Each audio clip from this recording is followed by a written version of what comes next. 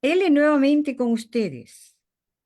Muy buenas tardes, muy buenas noches en el Ecuador, en Europa o en el lugar desde donde nos acompañen, nos sigan.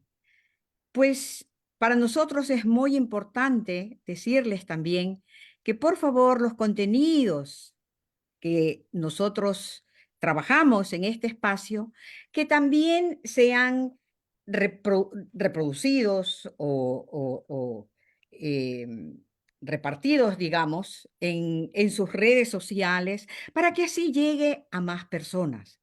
Pues nosotros hacemos este trabajo con el afán de combatir un poco el relato o tratar de combatir el relato que nos presentan día a día los medios de comunicación hegemónicos.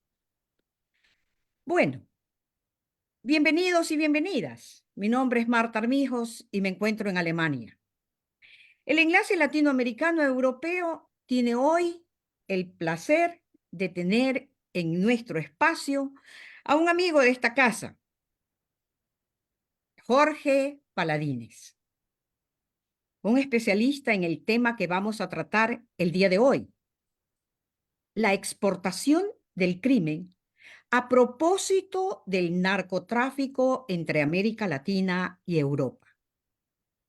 Jorge Paladines es profesor de la Universidad Central, investigador sobre política de drogas y derecho penal de la Universidad de Bremen, aquí en Alemania. Es doctorante de esta universidad.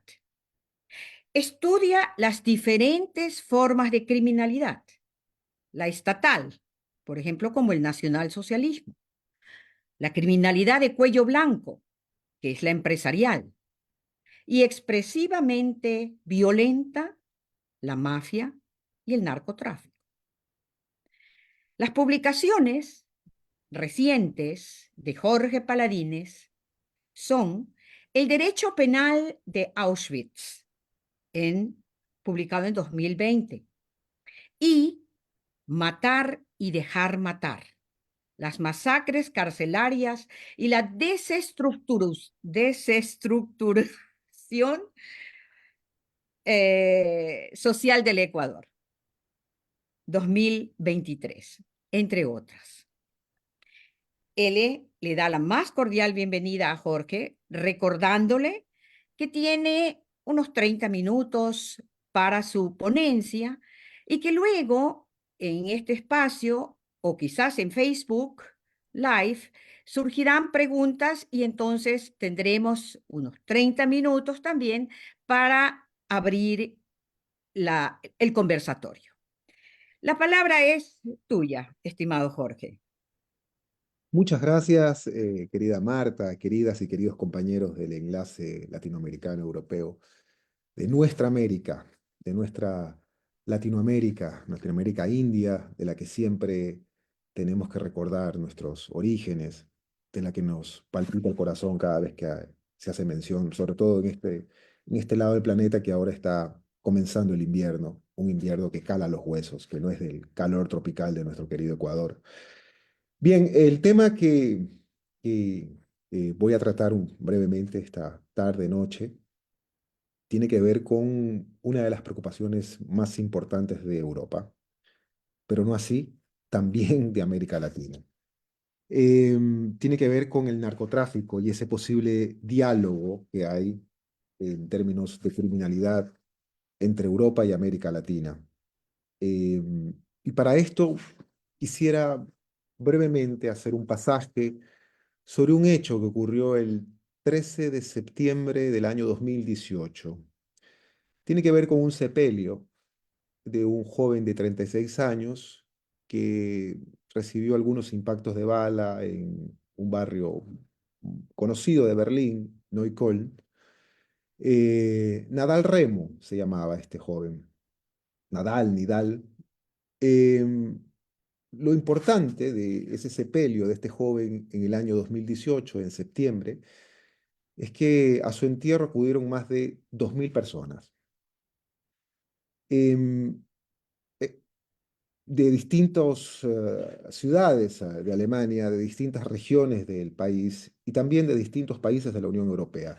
Y esto despertó la atención de la policía alemana porque nunca habían visto un sepelio con tanta cantidad de gente, pero también no podían contener, no podían controlar esa forma de expresar, digamos, solidaridad a partir de un joven cuya muerte está asociada a cierto tipo de criminalidad. Esto despierta las alertas porque desmitifica mucho a Europa con relación a que solamente en el sur global, solamente en nuestra América Latina existen zonas calientes, no-go zone, es decir, barrios a los que no se puede entrar, porque también de alguna u otra forma los hay en Europa. Estoy hablando de Chateau Rouge en la zona 18 en París, puede ser eventualmente en la nocturnidad alrededor de Termini, en Roma, en Italia, y en el propio Berlín. Quienes han visitado Berlín pueden profundamente darse cuenta de barrios como Kreuzberg, Moabit, Schöneberg. En el mismo hermoso barrio de Kreuzberg, el parque Gorlitzer es un parque que es famoso por el expendio y el tráfico de drogas. Em, Esa idea de que las zonas rojas solamente están en la América Latina está desmitificado. Eh, Estados Unidos también las tiene, el Skid Row en Los Ángeles, y para esto, pues, los problemas que tenemos actualmente en el Ecuador, con, por ejemplo, barrios calientes en Guayaquil, que cada vez se multiplica esa diversidad de barrios calientes, o de zonas rojas, zonas a donde ya ni siquiera puede entrar la policía, donde los taxistas no quieren hacer ya ni siquiera carreras. En el caso de Machala, Puerto Bolívar; en el caso de Durán, el Recreo, el Cerro Las Cabras; en el caso de Guayaquil, pues la entrada a la 8, Monte Sinaí, en fin. Esa muerte de este joven me voy a referir un poco más adelante. Ahora lo que destaca en esa relación de la narcocriminalidad entre Europa y América Latina es, por un lado, el incremento de las incautaciones de cocaína en América Latina. Voy a hacer una breve presentación para ilustrar de mejor forma esto que quiero decir. Em, Y eso tiene que ver con la cantidad de cocaína que está entrando a Europa. Me refiero al reciente reporte de la Oficina de Naciones Unidas contra la Droga y el Delito, el reporte mundial sobre cocaína, que habla del tráfico, habla del consumo, habla también de la expansión de los mercados criminales. Y preocupa porque nunca antes visto la Unión Europea eh, ahora cuenta con mayores incautaciones de la sustancia que sigue causando mayor plusvalía en la renta criminal. Por encima del cannabis, por encima de la heroína, por encima del fentanilo. La cocaína es la reina de las sustancias prohibidas. No así la más letal en relación al fentanilo. Ojo, hay muchos mitos alrededor de la cocaína también. Y así, por ejemplo, tenemos los casos donde Países Bajos, el principal puerto, que es Rotterdam, no es Ámsterdam, ha incautado 70,6 toneladas, Amberes 89,5, más que Países Bajos, Hamburgo 33,5, es decir, cada vez se suma la lista de puertos en Europa: Gioia Tauro en Italia, Valencia en España y otros más, que registran un mayor número de incautaciones de cocaína. En el caso, por ejemplo, de Bélgica, es uno de los países que tiene muchísimas preocupaciones al respecto, al punto que se ha constituido uno de los principales o el principal puerto de llegada de la cocaína latinoamericana. Pero esa cocaína latinoamericana, en el top 5 de los puertos de zarpe, de la procedencia directa, no es así Colombia. Es decir, Colombia es un país que incauta indudablemente 3 veces más de lo que incauta Ecuador de cocaína. Estamos hablando sobre las 600 toneladas por año. Ecuador está sobre las 200 toneladas por año en estos últimos 3 años. Pero el lugar de zarpe más importante no es Colombia, es Guayaquil, es Ecuador. por encima de Brasil, por encima de Costa Rica incluso, que se ha convertido en uno de los centros de tráfico de cocaína. Las preocupaciones en Alemania, Marta, eh, que está cerca del Tagesschau, ahí en Hamburgo, puede darse cuenta incluso de las preocupaciones de la policía, del Estado federal, de la cantidad de cocaína que se registra cada vez más. Y cerca del 25% de la cocaína incautada en la Unión Europea proviene del Ecuador. Tales que en términos de la renta criminal, el principal producto de exportación que está llegando a Europa desde el Ecuador es la cocaína. Em, y esto tiene una relación no de casualidad, no correlación, tiene una relación de causalidad que explica muchísimo la violencia en nuestra tierra, en nuestro Ecuador, en nuestro continente. Porque finalmente esa gran cantidad de incautaciones de cocaína en los puertos ecuatorianos no tiene, digamos, un registro con la reducción de la violencia criminal. Es decir, no parte de la lógica que a mayor cantidad de droga incautada, mayor deterioro y destrucción de las organizaciones criminales. No opera ese principio. Ese principio es totalmente falaz. El indicador de las incautaciones por el que son seducidas o premiadas las policías, porque además, como decimos en la costa ecuatoriana, es un trabajo a vaca, es abaca darse cuenta quién tiene un rostro que puede ser portador de estigmas sobre los cuales recae la rotulación de consumidor para asociarle el título de traficante. Es abaca el trabajo por el cual también tienen que detectar cocaína en los puertos o en los aeropuertos, con la grave estigmatización también a las denominadas mulas del narcotráfico. Es decir, no hay un trabajo profundamente de inteligencia. Además que sí se requeriría un trabajo de inteligencia por la cocaína incautada. En el caso de nuestro Ecuador, hay un incremento de más del 800%, un incremento vertiginoso, espeluznante de la tasa de homicidios, nunca antes visto en la historia republicana del Ecuador, desde que se fundó como república en 1830. Y así pueden ver desde 2019 cómo llegamos hasta el año pasado, el cierre. Estamos a punto de cerrar el 2024 y vamos a ver el cierre de este año. Y en las cifras más austeras, estamos sobre los 47 por 100.000 habitantes, que es la forma de medir la tasa de homicidios. Con las diferencias de que las tasas de homicidios son construidas bajo la información ofrecida estatalmente. Algunos estados parten de metodologías un poco distintas y discutibles, como por ejemplo el tomar el registro de la tasa de homicidios desde los reportes de prensa, otros desde las sentencias judicial condenatorias ejecutoriadas, otros desde los informes de medicina legal, porque al final es decisión política criminal de los estados desde cuándo se cuenta la tasa de homicidios. Lo alarmante es que Ecuador tiene de las 10 ciudades, escúchese bien, según el Instituto Igarapé de Brasil, de las 10 ciudades más violentas del mundo, 5 son ecuatorianas. La primera es Durán, la segunda es Guayaquil, la tercera es Manta, la cuarta es Machala y la quinta Puerto Viejo, en la actualidad. Pero llama la atención el caso de Durán. Durán está sobre los 150 homicidios por 100.000 habitantes, convirtiéndose en el récord del registro mundial de la tasa de homicidios dolosos a nivel mundial. Eh, Más allá del término, estadísticamente, para el registro mundial de la tasa de homicidios, Durán es un matadero. Y eso incluye a otras ciudades ecuatorianas. Al punto que en nuestro país, ustedes recordarán los reportes del diario El País, las oficinas de medicina legal no se dan abasto. Las oficinas de medicina legal administradas por la policía, que investiga los delitos, que también son unidades criminalísticas de la policía, y de la misma institución que debe dar seguridad ciudadana, que es la Policía Nacional, y que desde el gobierno de Lenin Voltaire Moreno es la que indirecta y directamente administra las cárceles, que es la Policía Nacional.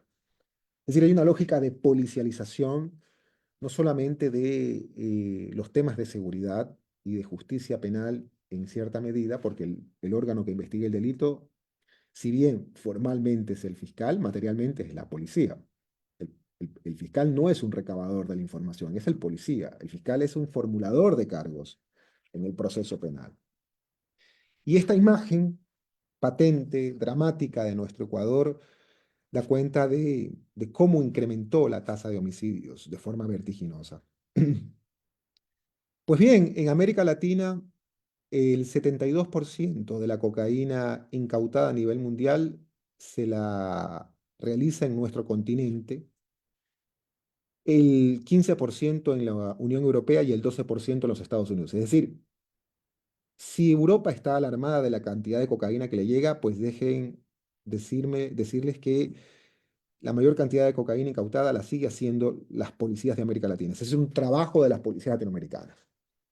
Y el registro de la cocaína que llega a Europa es lo cierto, lo que cuentan las incautaciones de la policía de Países Bajos, de la policía de Alemania y de la policía en este caso, Bélgica.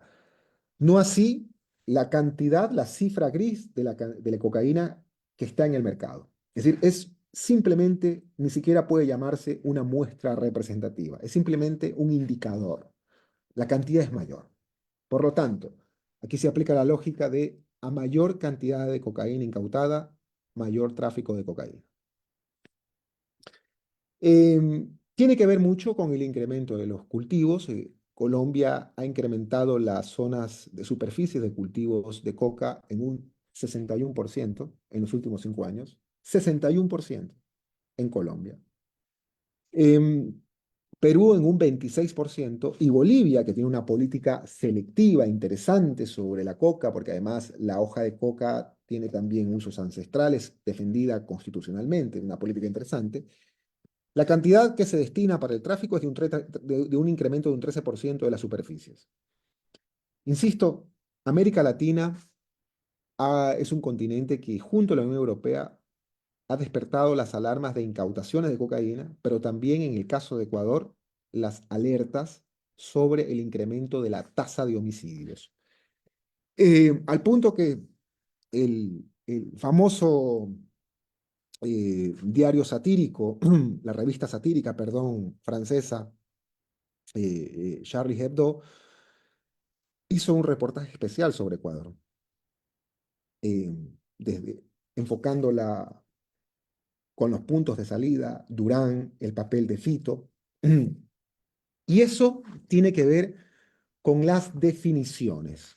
Aquí hay que tener mucho cuidado con las definiciones. Desde el norte global, desde Europa, desde Estados Unidos, se ha construido la idea de que la criminalidad es un fenómeno originario del sur global.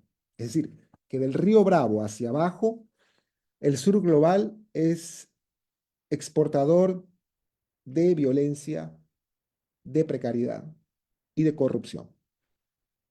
Y esto, incluso en el caso de, por ejemplo, las definiciones del norte global, ha llamado la atención de los 3 principales alcaldes de las ciudades aludidas y mencionadas hace un momento, en términos de que visitaron en febrero de este año Ecuador para darse cuenta del lugar desde donde se origina el problema, supuestamente. Estoy hablando de la visita del alcalde de Hamburgo, del alcalde de Amberes y del alcalde de Rotterdam. Pero esa definición es una definición que también se construye bajo lógicas arbitrarias, es decir, de creer que el origen del problema es América Latina.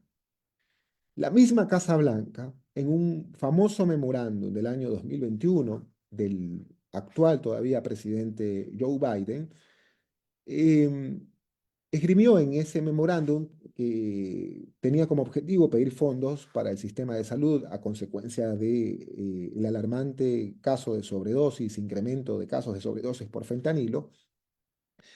Y desde ahí se reforzó esta idea que está en la Convención Internacional de las Naciones Unidas contra el tráfico ilícito de sustancias estupefacientes y psicotrópicas de 1988, que forma parte de las resoluciones de las Naciones Unidas, del ECOSOC, para la Comisión de Estupefacientes, el órgano rector de la política de drogas a nivel mundial, para establecer el número de plazas que van a integrar la Comisión de Estupefacientes, que son 53, cómo se conforma esta Comisión de Estupefacientes, cuya sede es Viena, y que a su vez la Casa Blanca, de forma unilateral, por supuesto, determina qué países cumplen el rol de países consumidores, países productores y países de tránsito. Es decir, el mundo, en la lógica de la política mundial de drogas, se divide en tres tipos de países. Países consumidores, que son los países del norte global, supuestamente. Países productores, que son los que están en el sur global, Afganistán, América Latina. Y los países de tránsito, que están en un interín, en un momento de incertidumbre, porque ese lugar de tránsito los coloca también, no les da un puesto en Naciones Unidas en la Comisión de Estupefacientes para representar a estas lógicas del crimen organizado a nivel mundial, pero tampoco los pone en el lugar de donde se requiere la cooperación internacional, donde generalmente se habla de los países productores o de los países de consumo. Es decir, están en una zona gris. Y Ecuador está en una zona gris. Según la Casa Blanca, Ecuador también es un país de tránsito. Y según los informes de Naciones Unidas, Ecuador es un país proveedor de servicios. Es decir, se refuerza esta idea de que la criminalidad sigue viniendo del sur.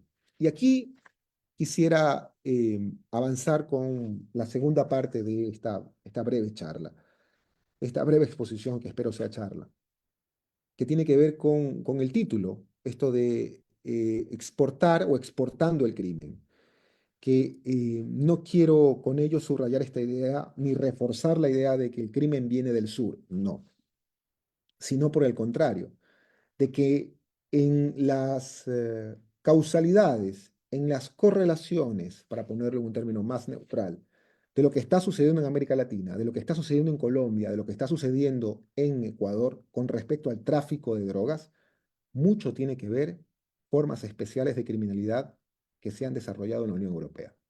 Es decir, no es que América Latina es productora de criminalidad, sino que hoy en día América Latina también es receptora de criminalidad. Y la Unión Europea es responsable de esa forma de, digamos, no contención o no suficiente contención de esa criminalidad. Y ahí me conecto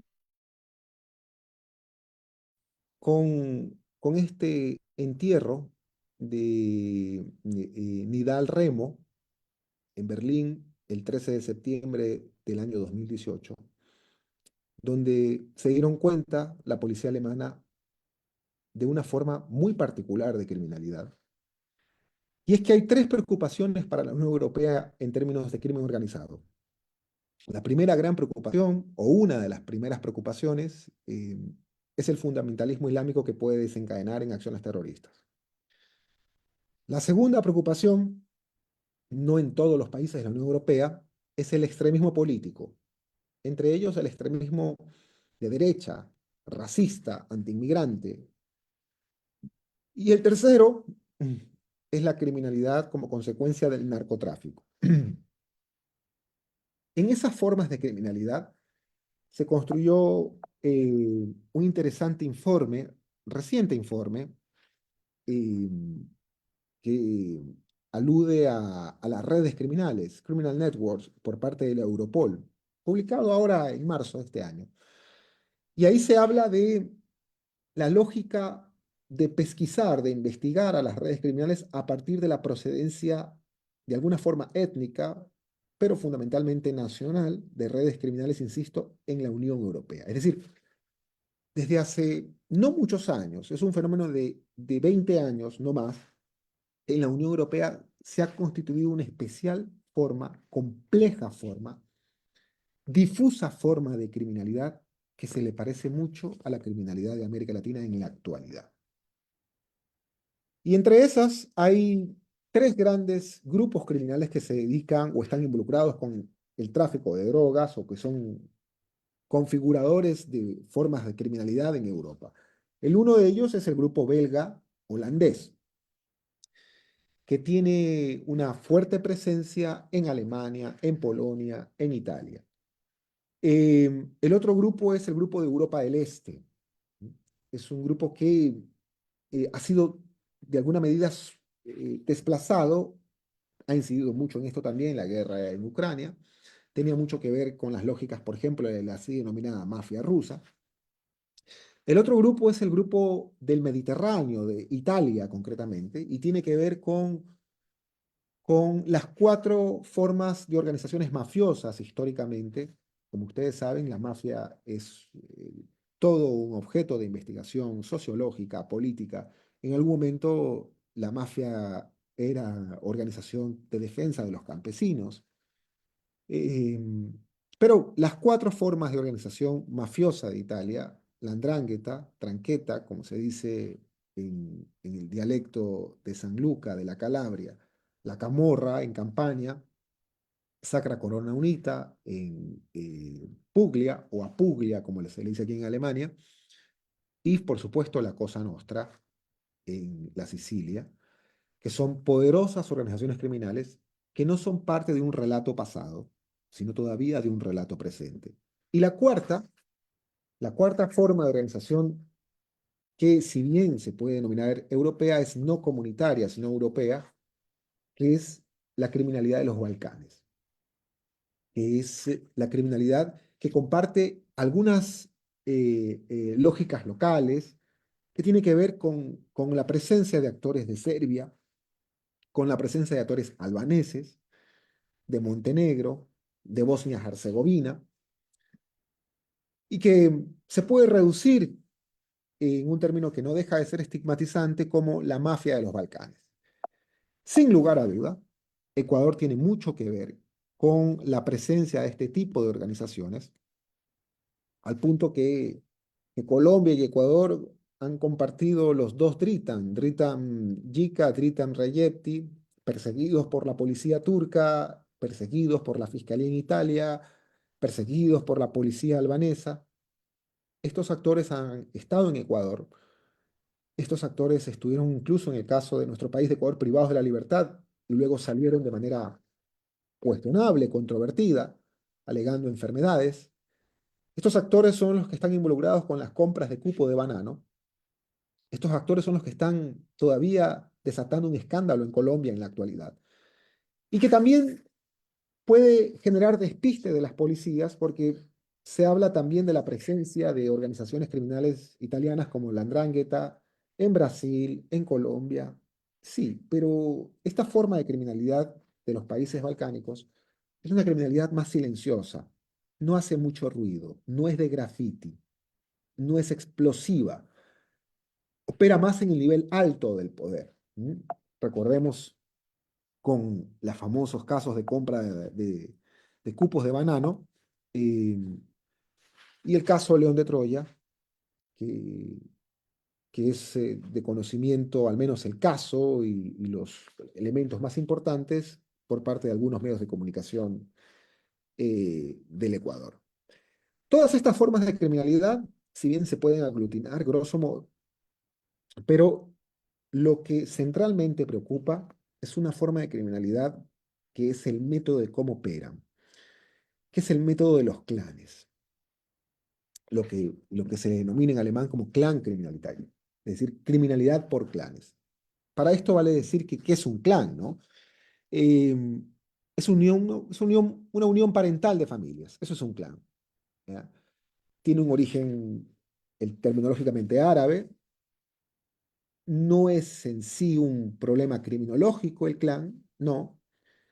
Sin duda, esta forma de identificar la criminalidad en Alemania, que tiene mucha relación con lo que está sucediendo en España, que tiene mucha relación con lo que está sucediendo en Bélgica, tiene muchísimas objeciones. Y yo en alguna medida soy parte también de esas objeciones, porque puede desencadenar tonos racistas, estigmatizantes, discriminatorios. Es decir, de creer que el origen de la criminalidad actual en Europa tiene componentes migratorios.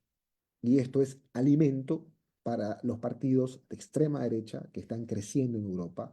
Es alimento para Vox, es alimento para Le Pen en Francia, para el Frente Nacional, y es alimento para AfD aquí en Alemania. No hay en realidad una representación estadística que pueda determinar esto. No existe eso. al punto que diarios como Bild, que es la versión del diario El Extra en Alemania, usa ya estos términos que de alguna forma parten ya de la política eh, o de los pasillos de la política, que es la criminalidad extranjera, ¿m? Donde se alude también al migrante como parte de un componente no de criminalidad común, sino de criminalidad organizada. Pero haciendo esas salvedades, discrepando con los autores que han escrito sobre el clan, la criminalidad por clanes, y sumándome a las líneas críticas como la de un querido colega, profesor de la Universidad de Frankfurt, Tobias Singelstein, vale hacer unos matices interesantes también de esta forma de criminalidad. Y una de ellas es que esta forma de criminalidad tiene una característica, primero, que es endogámica; segundo, es patriarcal; tercero, comparte ciertos códigos de honor. Y en algún momento se investiga también, por ejemplo, las muertes de honor, los matrimonios, y cuando la muerte se considera una forma de resolver conflictos, es decir, el asesinato para este tipo de organizaciones.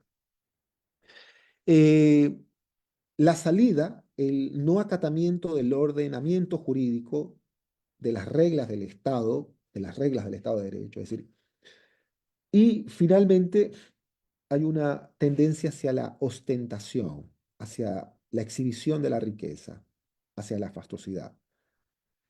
En el caso de la característica de organizaciones endogámicas, por supuesto, es originalmente producto o consecuencia de uniones familiares, o se es miembro por natalicio, por natalidad. Eventualmente de las personas que se adhieren a ese tipo de organizaciones. Eso le da sentido de cohesión, pero también de solidaridad y de hermetismo. Es difícil para las policías el poder lograr un testimonio de alguien que sea miembro de estas organizaciones, porque incluso a diferencia de la mafia, que tenían códigos de silencio como la omertad, acá hay códigos de silencio mucho más fuertes, como el del vínculo familiar.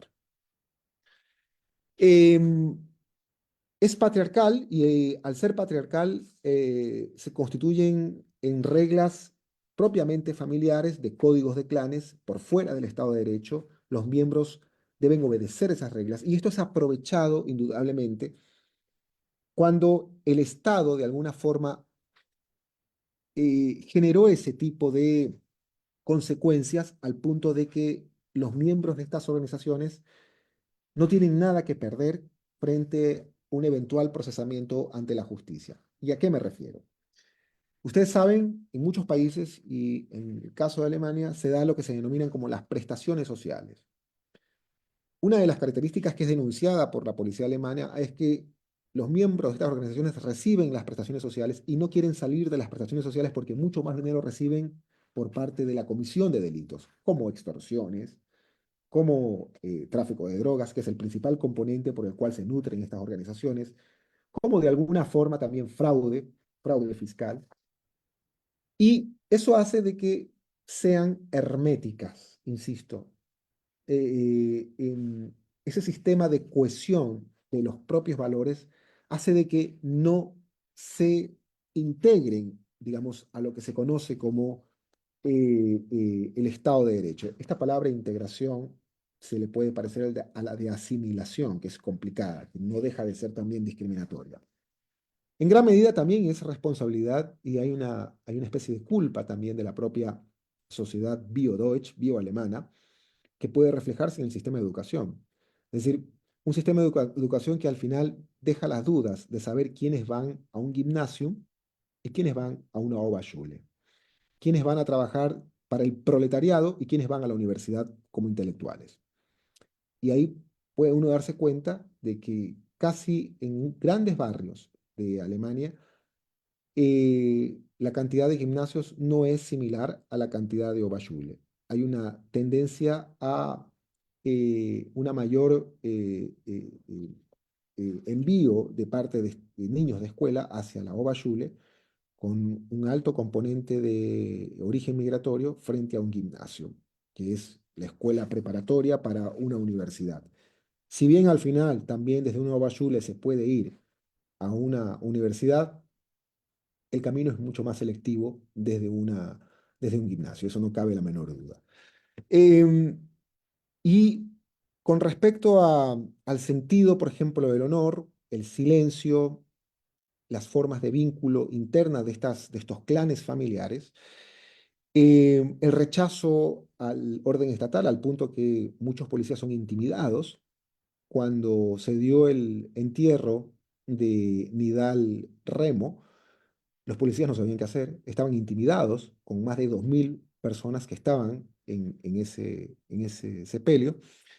Y una característica es la ostentación. Jóvenes de 16, 17 años manejando carros de alta gama, Porsche, en una ciudad muy desigual en Alemania como puede ser Hamburgo, y en barrios donde la precariedad puede ser uno de los factores característicos.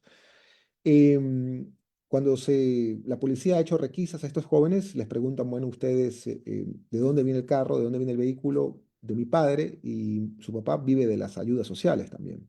Bueno, y la gran pregunta es, ¿cómo un carro, un Porsche de alta gama, cómo las joyas, cómo los matrimonios lujosos, cómo la comida en esos matrimonios, en una familia que pide ayudas sociales? Insisto, esto tiene sus matices y puede y tiene también su rostro que alimenta los discursos racistas, a los cuales hay que tenerle mucho cuidado. Em, Cuatro grandes clanes ha logrado detectar la policía alemana. Los clanes, esta forma de criminalidad en Alemania, que se le puede parecer a las formas de criminalidad en España y también en Italia, em, están en estados como Renania del Norte, Westfalia, están en estados como Baja Sajonia, están en Hamburgo, están en Berlín y en Bremen. Al punto que hay barrios ya que prácticamente se puede decir están o forman parte de esta especie de estereotipo de clanes que de alguna forma construye la policía. Em, Estoy hablando, por ejemplo, del clan Al-Sein en Berlín. Al-Sein, Mohamed Al-Sein, conocido como el presidente.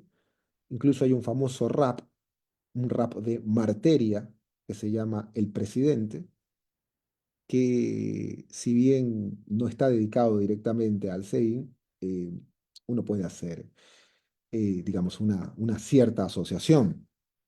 El otro clan es el clan Remo, también en Berlín, el clan de Nidal Remo, eh, el clan Abu Shaker, también, muy famoso, y el clan Miri, por ejemplo, en algunas ciudades como Bremen. Em, la característica es que estos clanes están vinculados con incluso robos espectaculares, ¿no?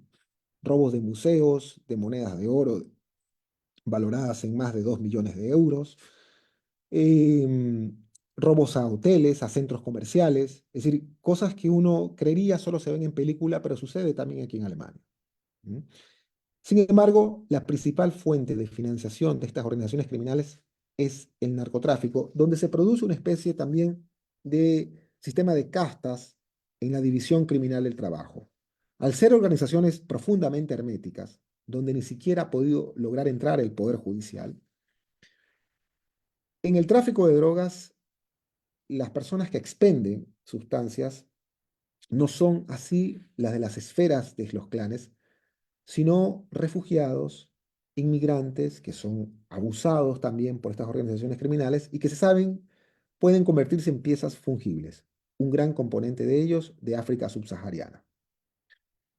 Em, Esta forma de clanes o de criminalidad es una forma que no solo puede estar vinculada a familias que se convirtieron o desde hace 20 años aproximadamente están vinculadas a actividades criminales y que tienen origen fundamentalmente en el mundo árabe, según la policía alemana, origen kurdo.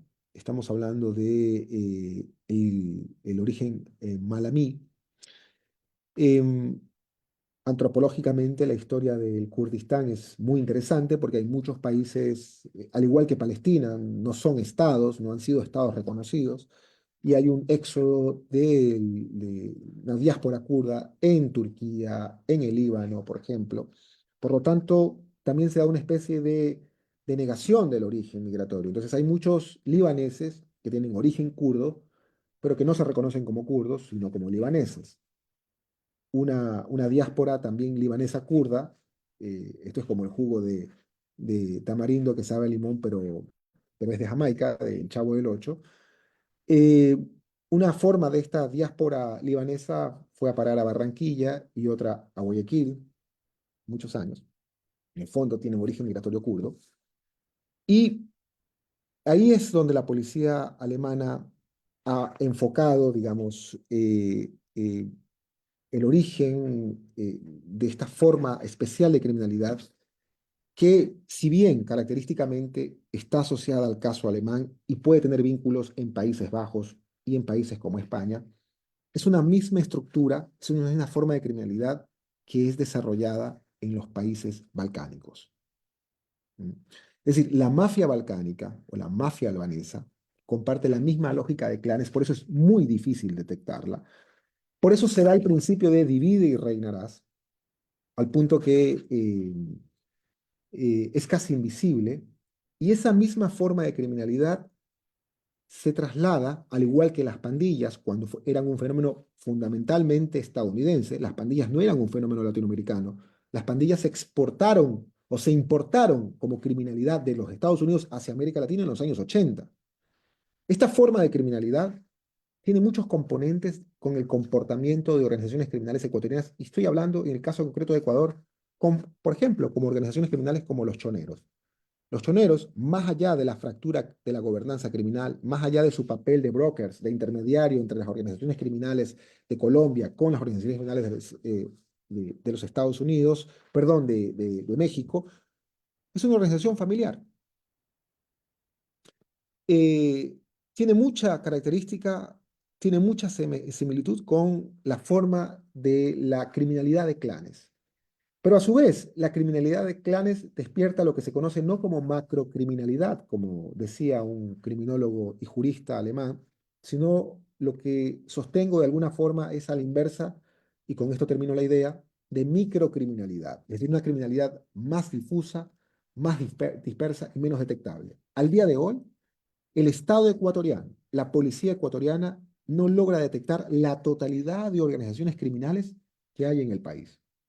Es decir, el número de las organizaciones criminales identificadas dentro del decreto del presidente entonces Guillermo Lasso y dentro del decreto del presidente Noboa, que concibió como conflicto armado no interno, como conflicto armado no internacional, como conflicto armado interno, la lucha contra el narcotráfico en el Ecuador, enumeró una cantidad de organizaciones criminales, los Fatales, el Cuartel de las Feas, los Choneros, pero siguen habiendo más.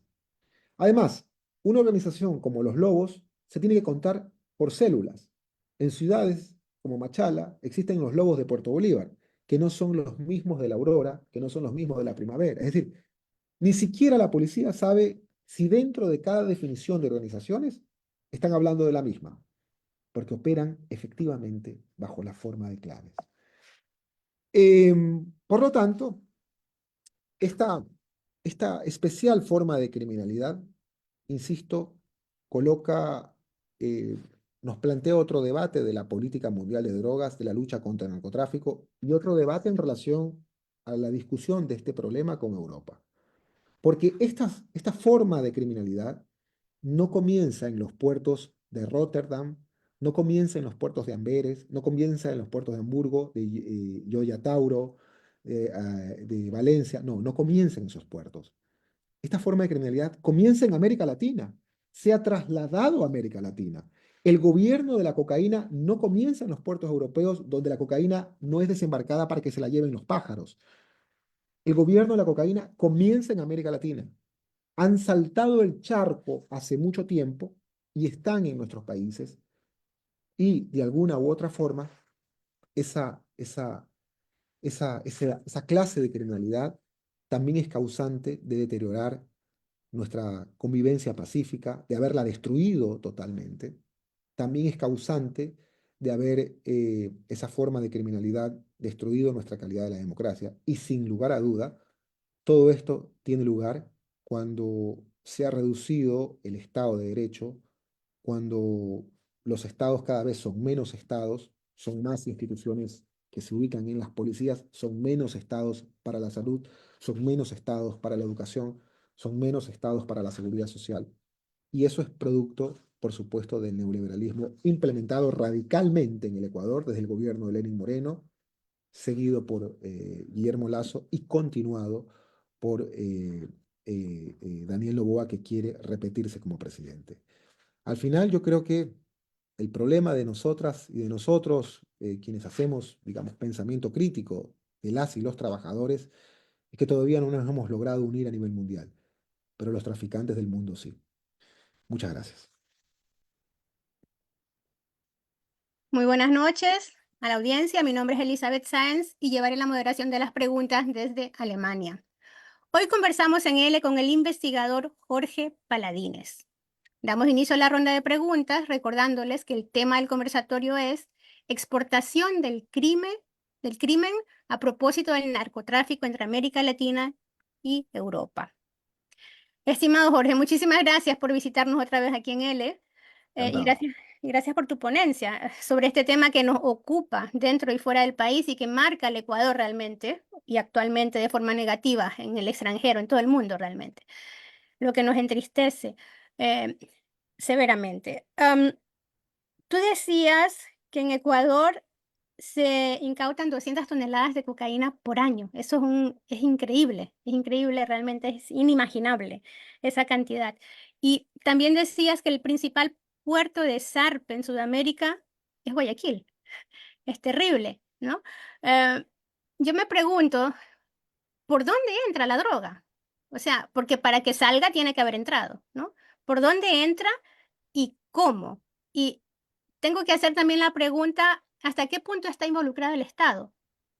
¿Y cuáles serían allí, dentro de ese constructo, que me lo puedo imaginar, pero quisiera que tú nos los expliques, por favor, cuáles serían ahí los clanes que dominan el tráfico y el tránsito dentro de Ecuador? ¿Son esos GDOs, esos grupos de crimen organizado, realmente como los choneros, decías tú, ¿no?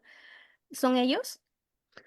Bien, hay un momento en el Ecuador que pasó desapercibido, lamentablemente, que yo considero no es la causa, pero sí el epicentro de la actual violencia en Ecuador. El epicentro fueron y siguen siendo las masacres carcelarias.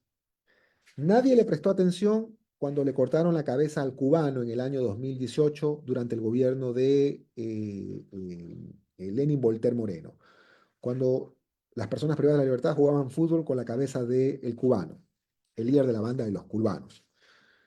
Y luego vinieron en cascada masacres con 60, 80, 120 personas descuartizadas con signos de extrema violencia. Bajo el relato del entonces presidente banquero Guillermo Lasso, decía, es un problema entre criminales. No va a pasar, es un tema casi de lo que no tiene que preocuparse la ciudadanía. En realidad, no es cierto que las cárceles son un reflejo de la sociedad. No, es al revés.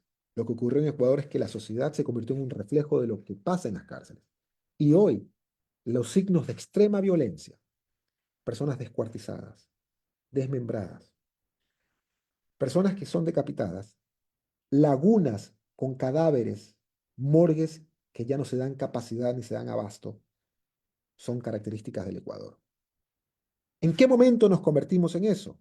Bueno, el epicentro estuvo en las cárceles y esa violencia se ha exportado de tal modo que ni siquiera puedo decir, a pesar que el conversatorio es sobre el narcotráfico es el problema actual del Ecuador. No. Tiene que ver con la causalidad criminológica.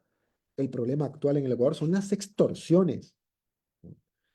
No hay lugar casi en la costa ecuatoriana donde las organizaciones criminales no cobren la vacuna, la renta, el alquiler, el piso.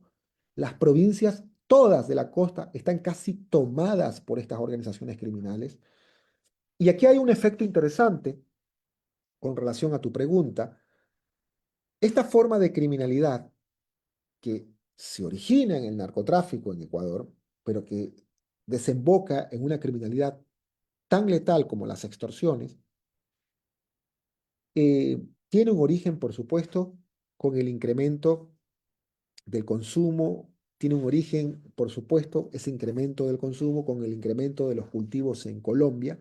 La cocaína viene de Colombia, la cocaína ecuatoriana que sale por los puertos de Guayaquil, por los puertos de Manabí, por los puertos del Oro, es cocaína que viene de Colombia, que pasa por la frontera, que supuestamente debe tener control de las Fuerzas Armadas, porque si algo se logró con los acuerdos de paz del entonces nefasto expresidente Yamil Mahawadh, es que lo que hizo es la estrategia de esos acuerdos de paz fue colocarles o cambiar el chip antiperuano a las Fuerzas Armadas del Ecuador para colocarles el chip anti-surrección, anti-rebeldía, anti-delincuencia organizada de Colombia. Y se movilizaron a Colombia. Por lo tanto, hubo mayor control. Pero es en las narices de ese control y en las narices de la cantidad de controles de la policía donde la cocaína llega a puertos como Guayaquil. Es decir, pasa a provincias como el Carchi, Imbabura, Pichincha, Tungurahua o Bolívar, Cotopaxi, Los Ríos y llega a Guayas. Pasa muchísimas provincias. Si una persona quiere traer un televisor de Colombia y pasarlo en el carro sin pagar impuestos, no llega ni siquiera a Ibarra porque se lo van a decomisar. Y no estoy hablando de 10 o 20 gramos de cocaína, estoy hablando de toneladas. Por lo tanto, aquí hay la gran pregunta de si esto tiene que ver también con connivencia, con complicidad de parte de funcionarios públicos. Y esa connivencia o complicidad no solo está relacionado con el dejar pasar la cocaína, sino también el dejar pasar las armas dentro de las cárceles. Las armas no entran caminando, sino también con el dejar que se maten, porque los relatos de las masacres son jornadas de terror. ¿No? No son 5 minutos, son horas. ¿No?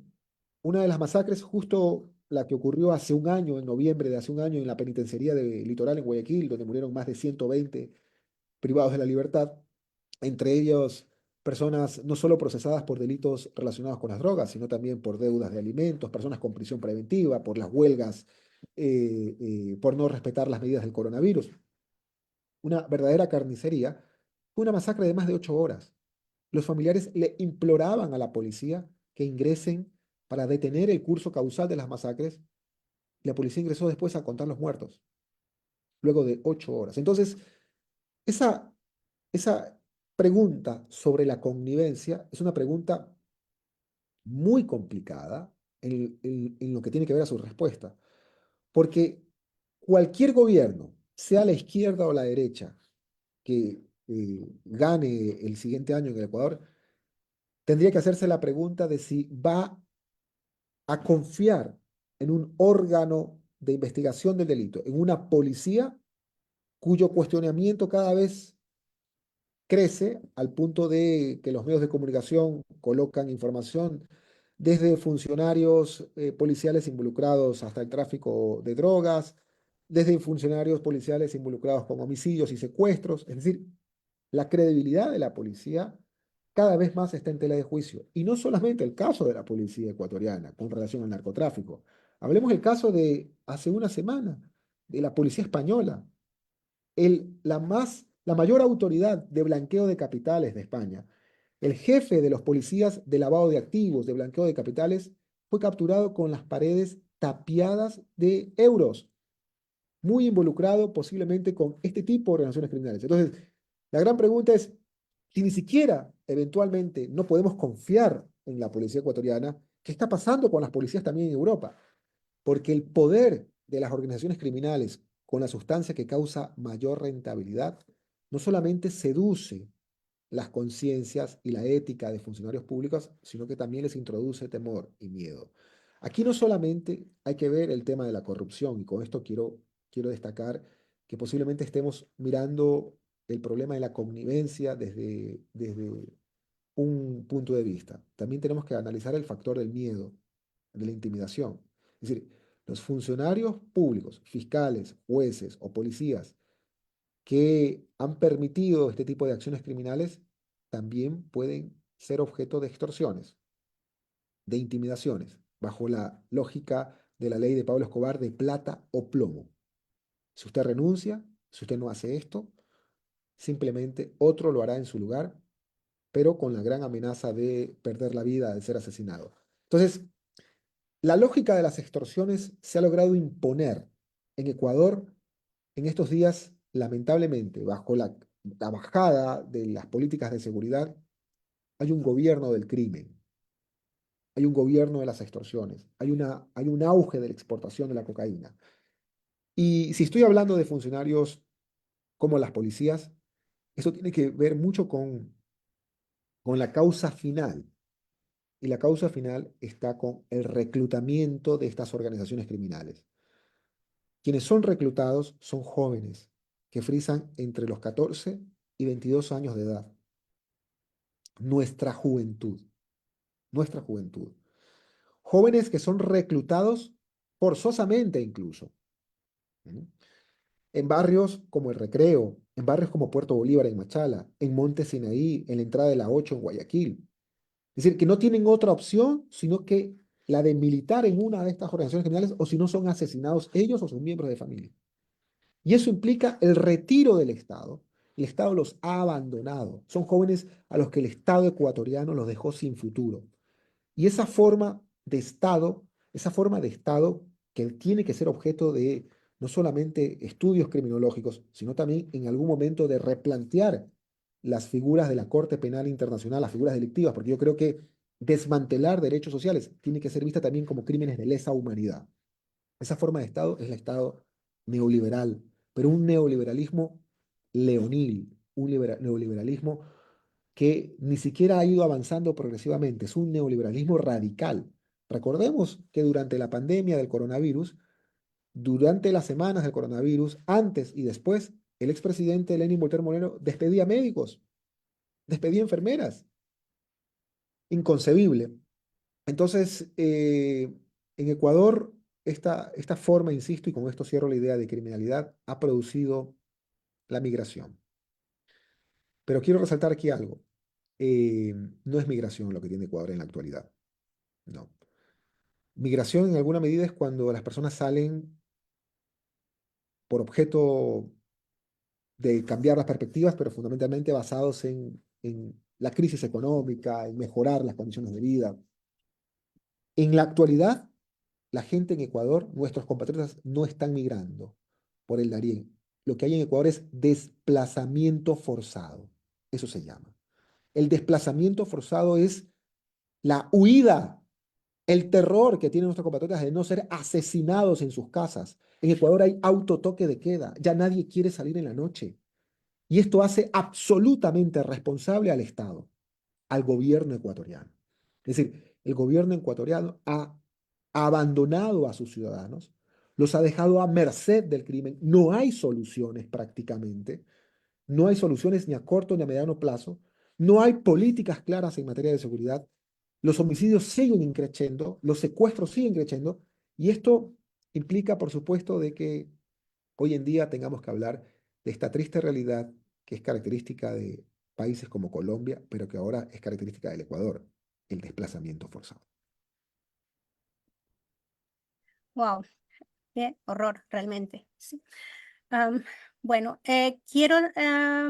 tenemos manitos alzadas desde Per- Berlín, Alemania. Por Perdón que favor. interrumpa, solamente quería decirles que nos están transmitiendo directamente por algunas cuentas de TikTok. Estamos en live en TikTok y hay mucha gente conectada y por eso agradecemos a Futuro en Movimiento, a Jenny Bush en su cuenta, a Elige Ecuador. Así que hemos llegado a una cantidad muy respetable de personas que están siguiendo han seguido la ponencia y ahora también siguen el conversatorio.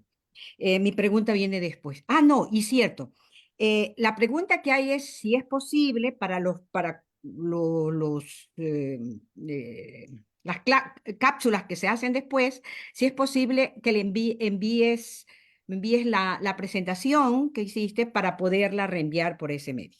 Muchísimas gracias. La pregunta viene después, Jimmy. Listo. Muchas gracias. Coincido totalmente con tus criterios, Jorge. Con lo último que dijiste también sobre la migración, la gente está huyendo, es un desplazamiento poblacional lo que se está produciendo en Ecuador. Eh, y volviendo digamos, a cómo lo comenzaste a analizar sobre la exportación del crimen. em, a propósito del narcotráfico, ¿no? Digamos, cómo se genera. Tú dijiste algo con lo que tal vez muchos nos sentimos un poco inciertos, o sea, ¿de dónde comenzó? Tú dices, ¿dónde se inicia la exportación? Y parece que en eso tal vez lo comprendí mal. Eh, yo lo comprendo desde que, digamos, esas formas de organización criminal han venido, como lo dijiste también muy bien, por ejemplo, las pandillas de Estados Unidos. Recuerden que entró incluso por los cines con las famosas películas donde se mostraban estas agrupaciones. em, pero también desde acá, ¿no? Digamos, las históricas mafias que han habido en Europa, que no son recientes. Incluso el desembarco que se hizo por Sicilia en la Segunda Guerra Mundial. Los Estados Unidos estuvo muy implicados con estos grupos de la mafia siciliana. Y entonces aquí se vive una organización, pero donde no tenemos la violencia que hay en el sur global, que hay en Ecuador en este momento. O sea, aquí tú puedes llamar por teléfono a tu dealer, a tu vendedor expendedor de drogas, y te lo llevan a la casa, a domicilio, ¿no? La cocaína, la marihuana, lo que quieras, te lo llevan. Aquí está organizado y hay una paz social, entre comillas. Y en eso también viene, por ejemplo, el hecho de que el Estado se compra la paz social también con la ayuda social, que me parece correcto que exista, ¿no? Y eso no tenemos, por ejemplo, en Ecuador o en América Latina. Entonces, es presa fácil, nuestra juventud, presa fácil de caer en las garras del reclutamiento que hacen las mafias, porque no tienen ningún sustento económico nuestras juventudes. eh, y aquí sí lo hay, aunque sea mal utilizado, como también lo mencionaste, por estos grupos, por estos clanes, para desde allí delinquir libremente, ¿no? Digamos, utilizando incluso al Estado o esta ayuda estatales. Eso de allí, y yo quisiera que, digamos, de alguna manera nos vuelvas a repetir para entender mejor si es que digamos, implicaciones de la exportación es originario desde Europa, Estados Unidos, hacia América Latina o desde América Latina hacia Europa. Recordando también de que cuando en Ecuador se habla de incluso antes de todas estas masacres en las cárceles. Recuerden de los ensacados en las periferias de Guayaquil. Ya se han mencionado incluso nombres, y que ya eran las primeras, digamos, apariciones o relaciones que se tenían con la mafia albanesa. Esos descuartizados que hubieron incluso antes, ¿no? Antes incluso creo que del 2000. Eh, ¿Qué relación existe, qué hay con esa exportación? Gracias, Bien, hay, Jorge. hay tres cosas que hay que diferenciar. Primero, narcotráfico no necesariamente es sinónimo de violencia. Es decir, hay países que históricamente han tenido narcotráfico, pero no patrones de violencia como los que tiene Ecuador. Estoy hablando, por ejemplo, del tráfico de drogas en México desde los años 60, 70, no con los patrones de violencia del 2000 en adelante. Así que el narcotráfico no necesariamente es violento. Tercero, en Ecuador el narcotráfico no es cosa nueva. El narcotráfico también es un fenómeno de finales de los 70 que se alojó con clanes familiares también. Jorge Hugo Reyes Torres, ¿alguien recuerda ese nombre? Operativo Ciclón, 1992, la policía, la cantidad de fortuna y el tráfico de cocaína. Es decir, Ecuador también tuvo su especie de Pablo Escobar. ¿Mm? Y estoy hablando de los 80. la década de los 80. O sea, mientras en Colombia se daban plomo y estallaban los cochebombas de la guerra entre los carteles de los hermanos Rodríguez Orejuela, cartel de Cali, y el cartel de Medellín, Pablo Escobar, en Ecuador teníamos también, no con esos patrones de violencia, pero narcotráfico. Jorge Hugo Reyes Torres. Em, y tercero, si narcotráfico no es sinónimo necesariamente de violencia, que Ecuador ha tenido narcotráfico desde hace muchos años, aquí el problema es la relación con la violencia criminal. ¿Sí? Cuando se desata la violencia criminal. Y la violencia criminal se desata de forma escandalosa, tomando como epicentro, y es lo que hago en el libro que escribí el año pasado sobre matar y dejar matar, las cárceles. Es decir, oigan, pónganle atención a las cárceles. Las cárceles no están llenas de parias a los cuales muchos ciudadanos y gente que cada vez reproduce el odio en redes sociales quiere verlas muertas. No son escorias, son seres humanos. Algo está pasando en las cárceles que la sociedad está teniendo la mirada en otro lugar.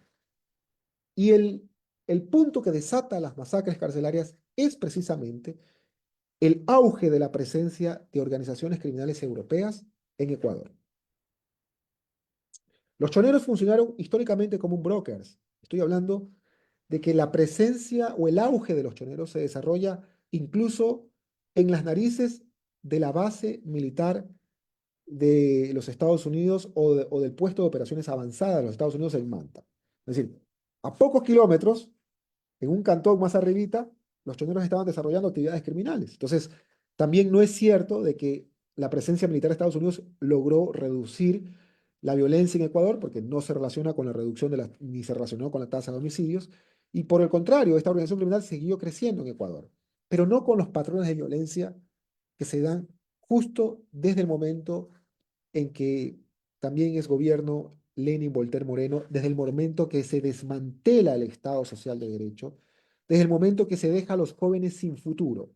Entonces, la primera gran relación del narcotráfico violento o extremadamente violento, porque ni siquiera es violento, es extremadamente violento. Hay una diferencia entre violencia y extrema violencia. Lo que tiene el Ecuador es violencia extrema. Es eso. Es justo desde el año 2018. Pero va creciendo en esa curva que se relaciona con el incremento de la tasa de homicidios y explota de forma ascendente ya a finales del gobierno de Lenín Moreno y con el gobierno de Guillermo Lazo. Cuando periodistas hablan de su relación con la mafia albanesa, cuando periodistas hablan del vínculo de muchos de sus funcionarios con organizaciones criminales europeas, que por cierto no han estado presentes en Ecuador en esos años, estuvieron presentes desde algunos años atrás, pero estuvieron privadas de la libertad. Eh, eh, Uno de los líderes o de los emisarios de estas formas de organizaciones criminales en Ecuador, Reyepti, estuvo privado de la libertad en Ecuador durante muchos años. Entonces, aquí hay una relación de la forma de criminalidad que tiene actualmente el Ecuador con la violencia extrema que se desarrolla justo desde el desmantelamiento del Estado de Derecho, del Estado social de Derecho, es decir, de abandonar a los jóvenes, de dejarlos a merced del reclutamiento de estas organizaciones criminales, y que también tiene relación con la reconfiguración del orden criminal a nivel internacional. No se olviden que Ecuador es el país de donde se catapulta la cocaína de Colombia. Pero esa violencia tiene que ver también con esta presencia de organizaciones criminales en Ecuador que tienen, insisto, formas muy características, como por ejemplo la microcriminalidad. Es decir, esta forma de clanes criminales no negocian con carteles, sino con pequeños segmentos de clanes criminales, porque para las policías es mucho más fácil perseguir un cartel, pero es más difícil perseguir un clan. Porque si un clan es capturado, si todos los miembros de un clan son privados de la libertad, pues hay otro clan que lo va a sustituir inmediatamente. Entonces, tras el asesinato de Jorge Luis Zambrano Rasquiña, líder de los choneros, se da una diáspora de organizaciones criminales en Ecuador, lo que se conoce como la fragmentación de la gobernanza criminal. Y desde ahí, Chone Killer, los Lobos, los Tiguerones. Entre esto, quiero resaltar que hay un alto componente étnico que también puede ser peligrosamente mal interpretado en la investigación policial, porque lo chonero se vincula con lo caucásico de la costa, con la idea de Montubio. Lo tiguerón se vincula con lo afrodescendiente, con los barrios de Guayaquil, como el Cristo del Consuelo, con Esmeraldas. Y los lobos se vincula con lo mestizo. Por ende, hay una mayor expansión de los lobos a finales del año 2022 en Durán, en la provincia del Oro, en la provincia incluso de Azuay, en la provincia de Pichincha. Pero insisto, esta forma de división étnica, que puede ser meramente una característica nada más, puede ser interpretada de manera discriminatoria y racista por parte de organismos policiales, y de creer que todo lo mestizo, que todo lo afrodescendiente y que todo lo montubio es criminal. Cuidado. En resumen, sí hay un punto de correlación, pero también de correlación en el sentido estadístico, pero también de causalidad en el sentido cuantitativo de la presencia de organizaciones criminales europeas en Ecuador. Hago un matiz. Em, Estamos en un continente de migrantes, fundamentalmente de migrantes, como es la Unión Europea. Y eso le da diversidad, le da riqueza, donde se hablan muchos idiomas saliendo de una frontera a otra, donde los barrios pueden mostrar esta idea de la multiculturalidad, es un término que no me gusta mucho, ¿eh? Pero eso también implica de que conversemos con compañeros, con ciudadanos de otras partes del mundo y con sus familias. Entonces, cuando preguntamos a compañeros, amigos que tienen origen migratorio de Turquía, dicen, ¿cuál es tu origen, cuál fue tu destino migratorio? Al final, siempre quise ir a Alemania.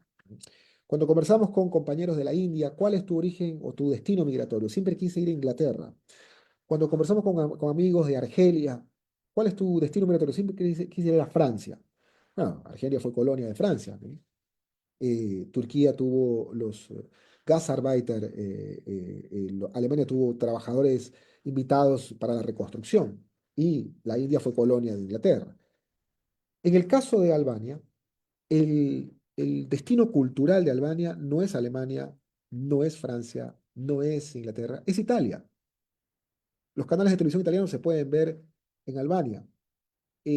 Hasta incluso novelas latinoamericanas ven los albaneses.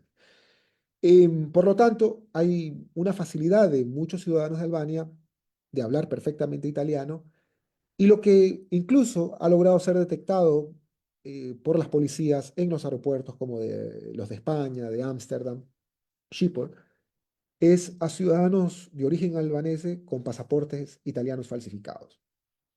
Eso implica de que eventualmente muchos miembros de la así denominada La Ndrangheta en Colombia y en Ecuador no son La Ndrangheta, son de las organizaciones criminales de los Balcanes. Pero muchos policías comen el cuento porque hablan perfectamente italiano y porque este tipo de organizaciones se mimetizan, son de silencio, no hacen mucho ruido, no son de graffiti, ¿m? Son muy inteligentes en ese sentido, ¿no? Entonces, para responder finalmente pues, a tu pregunta, este tercer momento de violencia extremadamente criminal con narcotráfico está íntimamente relacionado con la presencia de este tipo de organizaciones. Gracias, sí. Sí, es interesante, ¿no? También tomar en cuenta los factores, porque tú hablabas de cómo surge todo esto, ¿no? Los factores que favorecen el establecimiento del narcotráfico en un país subdesarrollado como es Ecuador, ¿no? Casi siempre se apunta a la, bueno, a la marginalización, a la pobreza, etcétera, pero tiene mucho que ver los factores políticos, sobre todo hablabas del desmantelamiento del Estado, la desinstitucionalización, que es súper importante, tener falta de Estado de Derecho, que causa una inestabilidad política tremenda, ¿sí? Eso se intenta no hablar de ello, ¿no? Cuando realmente es un factor súper importante, ¿no? Aparte, muy aparte de los factores económicos y sociales, ¿no? Que influyen. Sí, muy interesante. Marta Armijos, desde Hamburgo, tienes una pregunta, por favor, tu micrófono. Sí, y bueno, una vez más, muchísimas gracias, Jorge, por esta fantástica la ponencia y también este conversatorio. Yo tengo una pregunta en cuanto a la conexión entre el narcotráfico y el auge del lavado de dinero y el papel que juega la banca, no solamente la banca nacional, sino la banca internacional, las offshore y las empresas de papel. Muchas gracias. Em, Existe un profesor que estudia narcotráfico, un economista que es premio, yo le denomino premio Nobel de Economía, premio Nobel de Criminología. Es el premio Estocolmo de Criminología, pero se le dice generalmente como premio Nobel de Criminología. Se llama Peter Reuter. Creo que Peter Reuter es es el investigador más grande que tiene el planeta en la actualidad sobre lavado de activos y narcotráfico y drogas. Bueno, y él señala desde hace muchos años esta idea de que hay una especie de complicidad, ¿no? Donde el dinero de origen ilegal se legaliza y eso hace más difícil la investigación en términos de determinar qué es lo ilícito y qué es lo legal.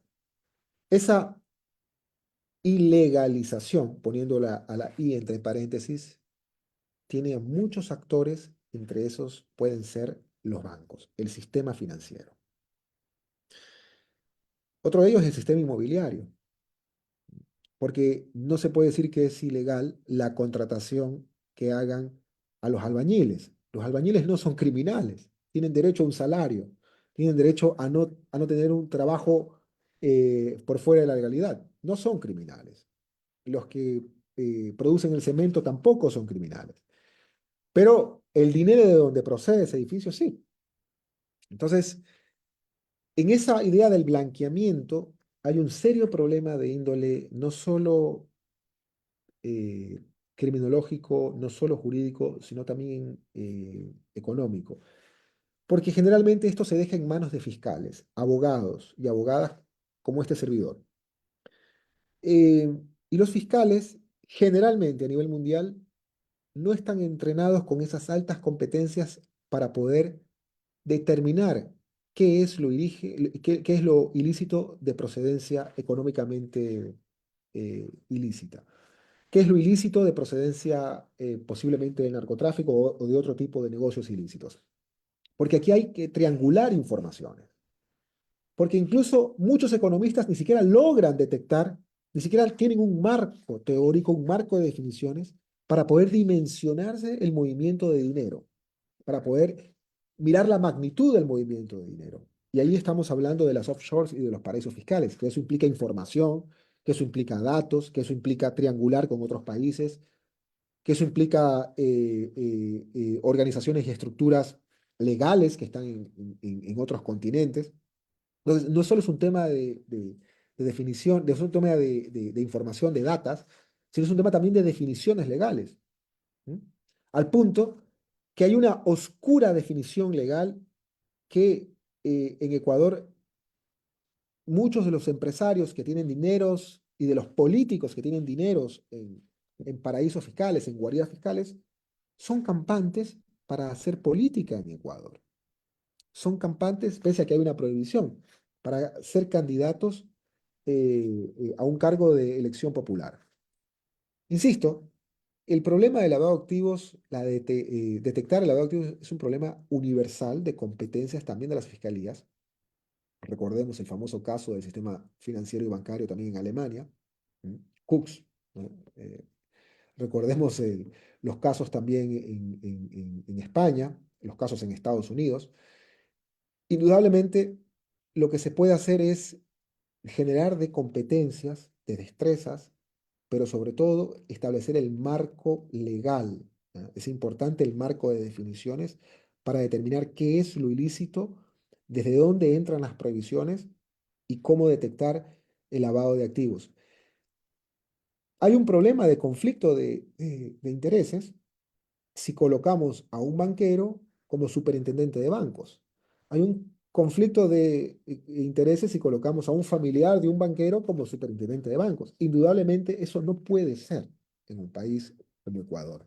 Hay un conflicto de información, cuando no solamente no es claro de dónde vienen los dineros, sino que ni siquiera, a pesar que los bancos están obligados ante una oficina que se llama el GAFI a informar ese tipo de movimientos, no es claro cómo una familia de la noche a la mañana recibe un depósito de 1.000, 3.000, 4.000 dólares. Estamos hablando de familias incluso de escasos recursos económicos, porque la triangulación, no solamente de las grandes cantidades de dinero, sino también de la extorsión, van a cuentas bancarias en particular, ¿sí?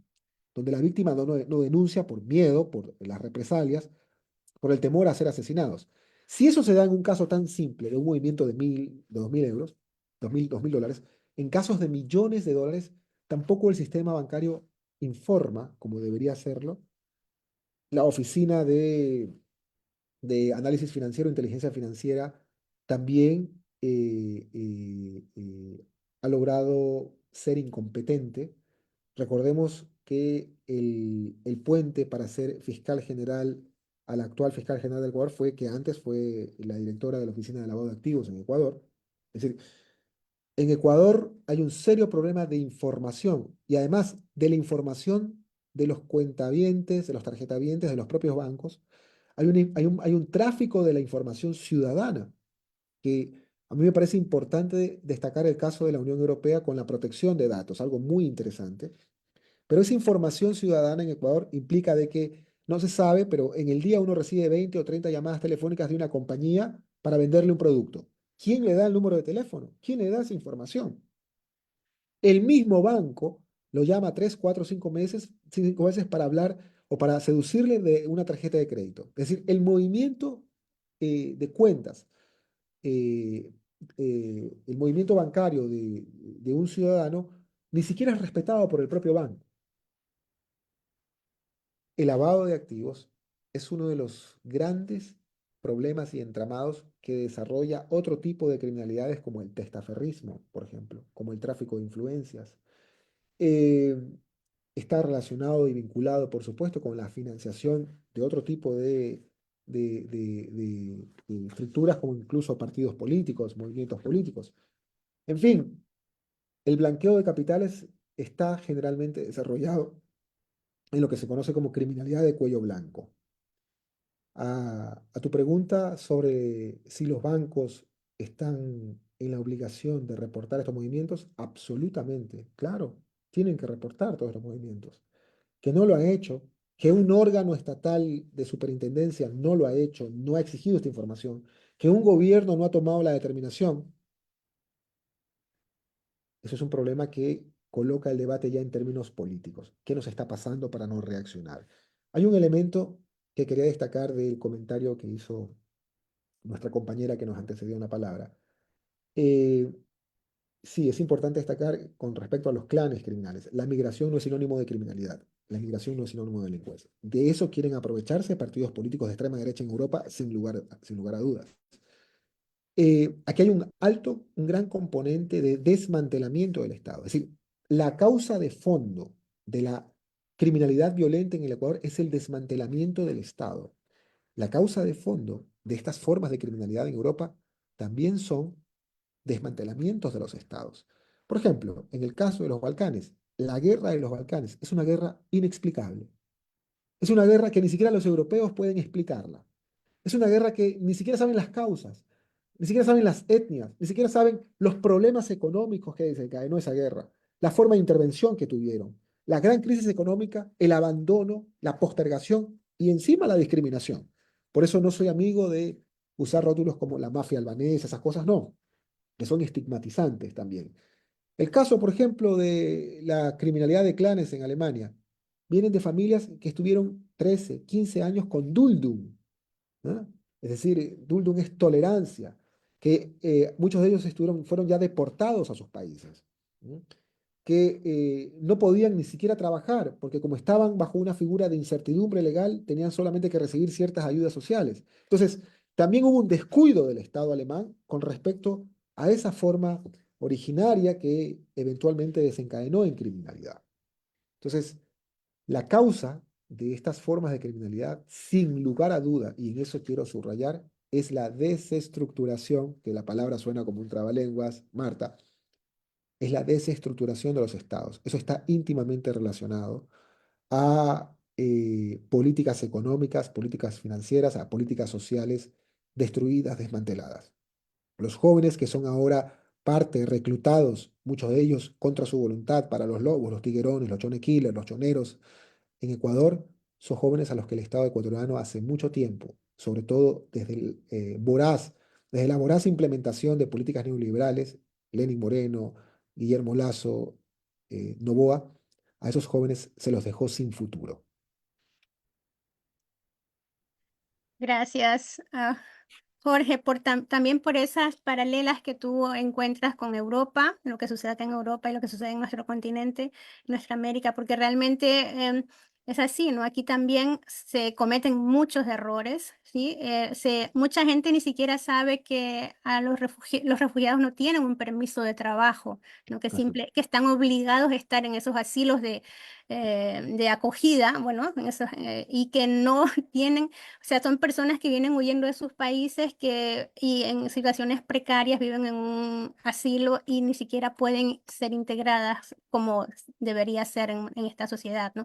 De ahí que también eso es un caldo de cultivo para cuestiones delictivas, ¿no? Me encantan esas paralelas que haces con Europa y América, en todo caso. Tenemos aquí una pregunta de María que nos llega y nos dice, bueno, primero te saluda y agradece por estar aquí. Luego dice, bueno, el problema de las drogas, que este cáncer que es las drogas, ya lo han tenido en el pasado también las grandes potencias, ¿no? Hay que acordarse, por ejemplo, de la guerra del opio en la China en el siglo XIX. Y hablando de eso, ella dice, pues China necesitó un siglo para recuperar su Estado de Derecho. ¿Qué margen de tiempo tendría Ecuador para hacerlo? A ver, el origen de las guerras del opio es un origen comercial. Paradójicamente, es decir, de forma contradictoria, la política mundial de drogas surge a partir de una convención que es la Convención Internacional contra el Opio de 1912. Esa convención fue redactada por medio de seminarios, de conferencias en Shanghái, muchos años antes. Es decir, la causa fueron las dos guerras del opio. Entre esas guerras del opio, China perdió uno de sus principales puertos como Hong Kong, que paulatinamente lo está recuperando. Ahora, el origen de esas guerras no fue la prohibición de drogas, sino todo lo contrario.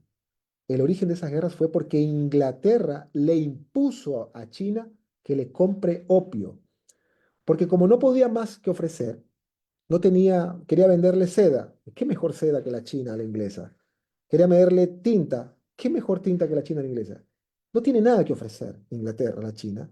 Y se les ocurrió la brillante idea de usar la Compañía de las Indias Orientales, es decir, establecida en la India, para inundar de opio a la China, obligar a la dinastía Duan a comprar opio y drogar a su población.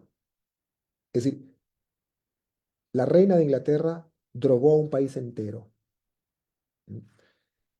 Y fueron los gobiernos de China, el emperador de China, quien dijo, no puedo sostener esta situación, yo no le voy a comprar más esta sustancia que está matando, tiene un serio problema de salud pública a mi población.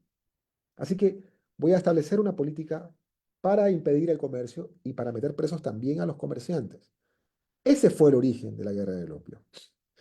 Cuando esos migrantes, esa pobreza que desencadenó las guerras del opio, se trasladó a Estados Unidos, la respuesta de Estados Unidos fue el racismo. Hubo dos, tres leyes racistas contra chinos, contra los fumaderos chinos en Estados Unidos. Es decir, asociaron la idea de China, de chinos, ciudadanos chinos, con consumidores de opio. Se hacían carteles, caricaturas de ciudadanos chinos con el consumo de opio. Y es que Estados Unidos a partir de ahí desarrolló este gran movimiento antiprohibicionista, en gran medida alimentado por movimientos evangelicales de los Estados Unidos, sí, religiosos. Ojo que evangelical no es lo mismo que protestante, ¿no? Va mucho más allá, ¿no? Movimientos, y lo digo con todo respeto a las religiones, pero movimientos evangelicales que estaban muy o íntimamente relacionados con la prohibición del alcohol, ¿no? Y dentro de esos movimientos, no solo evangelicales, estaba el Ku Klux Klan. uno de los líderes del Ku Klux Klan, un borracho empedernido, estuvo a favor de la prohibición del alcohol. Paradójico, ¿no? Se dan estas cosas, se dan estas cosas. Pero el, ¿cuánto le costó a China salir de eso?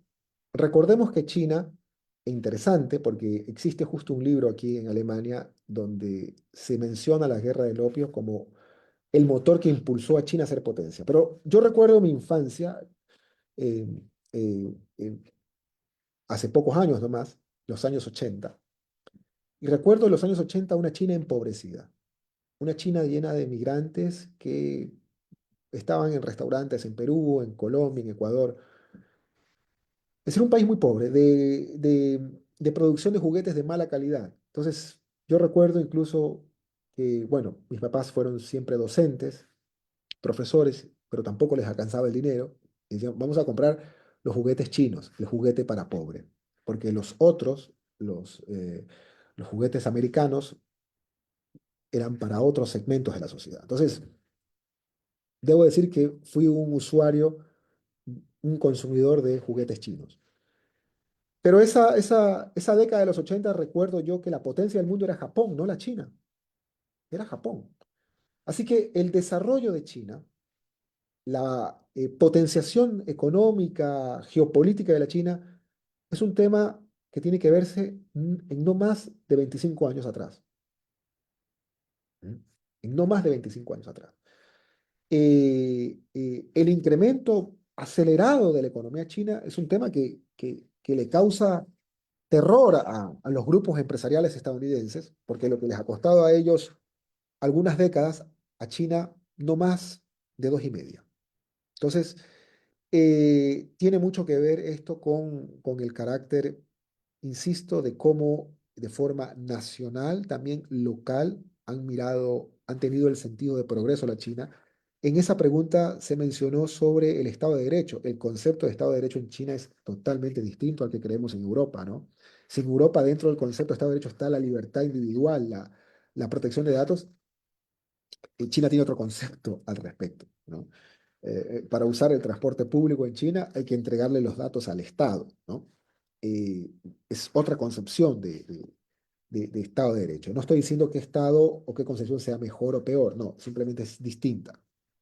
Y sí, muy conectado con esa pregunta, eh, eh, el origen en cierta medida de la China en la actualidad como potencia mundial fueron las guerras del opio, porque las guerras del opio es lo que llevó a la pobreza de la China, al éxodo migratorio jamás visto. Los ciudadanos chinos siempre emigraron, ¿no? A Filipinas, pero las guerras del opio produjeron una oleada de migración, sobre todo hacia Estados Unidos. Y más allá del estigma, es esas guerras del opio que llevó también a la pérdida de la integridad territorial, ¿no? A la pérdida de la soberanía en China. Entonces, mucho tiene que ver la reconstrucción de la China, el sentido de reconstruir la dignidad de los ciudadanos chinos en términos territoriales, en términos económicos, en términos de salud, con ese pasado ya de hace más de un siglo, que fueron efectivamente las guerras del opio. Sí, sí es cierto, las guerras del opio tienen mucho que ver con la historia económica, política, de lo que puede explicarse China en la actualidad. Gracias, sí. Bueno, me gustaría antes de cerrar y antes de pedirte a ti un mensaje final para nosotros y para nuestra audiencia, preguntarte acerca del libro que nos hablaste, Matar y dejar matar, así se llama, ese es el título, ¿sí? ¿Y lo conseguimos dónde? Bueno, el libro fue publicado el año pasado. Sí, Voy a hacer una actualización del libro para publicarlo en la editorial El Siglo, que es una editorial, digamos, progresista que está ubicada en Quito. Pero la idea es también subirlo a plataformas virtuales, más allá de las licencias y los permisos que me dé la editorial, eh, para que puedan accederlos todas y todos en cualquier parte, en cualquier hemisferio de nuestro planeta. Eh, Más allá de, insisto, de que estoy planteando una segunda edición, pero en pocos meses tendré concluido un libro sobre la extorsión. Estoy hablando sobre la extorsión. Adelanto esa primicia. estoy planteando la extorsión, la extorsión como problema jurídico, pero también criminológico, haciendo comparación también de los casos en Italia, en Alemania, y como el problema a lo que nos ha llevado de forma multicriminal el narcotráfico en Ecuador. O sea, al punto que si creemos que el narcotráfico se mide a través de incautaciones y es el principal problema en Ecuador, pues déjeme decirle que el problema actual en Ecuador son las extorsiones y se mide a partir de la tasa de homicidios. Lo uno tiene relación con lo otro, sí, pero lo que lamentablemente no está en las preocupaciones del Estado, en las preocupaciones del gobierno, es eliminar, reducir al menos significativamente las extorsiones y con eso reducir la tasa de homicidios. Al punto que quizá tengo que lamentablemente parafrasear a un expresidente de Colombia, si mal no recuerdo era Julio César Turbay, cuando le preguntaban sobre la corrupción y él decía, hay que reducir la corrupción a sus justas proporciones. Quizás en este momento, con respecto al narcotráfico, es que hay que llevarlo al narcotráfico a sus justas proporciones. ¿Y por qué digo a sus justas proporciones? Porque la solución está, desde mi punto de vista, en la regulación del mercado. Mientras el mercado de las drogas mantenga el paradigma de la prohibición, va a haber narcotráfico. Ahora, esa forma de criminalidad, el problema es que si bien puede eliminarse si se regulan, si se modifican las 3 convenciones internacionales sobre drogas, eso no significa que deje de haber criminalidad en el Ecuador o en América Latina. Ojo, porque aunque estén legalizadas todas las drogas, en Ecuador hay un daño mucho más grave, que es la pobreza. Y las formas de criminalidad pueden mutar, como han mutado. El caso de la extorsión es una forma de mutación del narcotráfico. Y pueden mutar con la venta, compra y venta de autopartes de carros robados, de celulares. Es decir, la mutación no está necesariamente o no está solo en el narcotráfico, está en la pobreza. Así que en la base social del narcotráfico, en los jóvenes que están o que son y que siguen siendo reclutados, está la forma de hacer política pública, de intervenir y de brindarle a nuestras compañeras y nuestros compañeros, a nuestros ciudadanos, otra vez un país pacífico, seguro, donde puedan sacar a sus hijos a pasear en los parques, en donde no tengan que quedarse en sus casas, como dijo la estadística de Gallup ahora, esta semana. El 73%, casi el 75% de ecuatorianas y ecuatorianos ya no quieren salir de sus casas. Eso se llama autotoque de queda. Hay un autotoque de queda. Y la responsabilidad absoluta es de los estados. El mensaje es, muchas gracias antes que de todo por la invitación. Me da un gusto enorme conversar en este espacio de compañeras y de compañeros del Ecuador, incluso de otras nacionalidades. El mensaje es doble, porque en primer lugar quiero decirles a los compañeros y compañeras que están en América Latina que muchas veces creen que el hecho de estar en Europa es encontrarse con un familiar rico que cada vez que llega el 25 de diciembre lo va a esperar con una tanda de regalos como Papá Noel. Hay que decirles a América Latina que la mayoría, la inmensa mayoría de migrantes aquí en Estados Unidos se parten el lomo. Son proletarios. Son gente que trabaja de sol a sol. Son mujeres que limpian con desinfectantes y que muy probablemente terminen con enfermedades como cáncer. Son muchas personas que cargan, que hacen trabajos de carga, ¿no? Que terminan con la espalda molida. Así que esos regalos, esos juguetitos que vienen de Europa, América Latina en estas fechas, recíbanlos con el mayor de los gustos, porque hay un triple esfuerzo de esos padres, de esos familiares, que son los proletarios de este país. Y la mejor forma de verlos es subirse a un bus o a un tren a las 10 de la noche en París, en Roma, en Madrid, en Berlín, y verle la cara a la migración, la cara de proletario, de un trabajador molido durante el día. Y la segunda es que el mensaje también es para nuestros compañeros y compañeras de aquí en Europa y sobre todo en América Latina, de una fecha que se aproxima, que son las elecciones. El problema en estos momentos es político. No es fácil. Requiere programas de política criminal, el cambiar el estado de cosas, el reducir la violencia criminal, pero eso solo se hace en el marco de un gobierno que se proponga cambiar la política económica.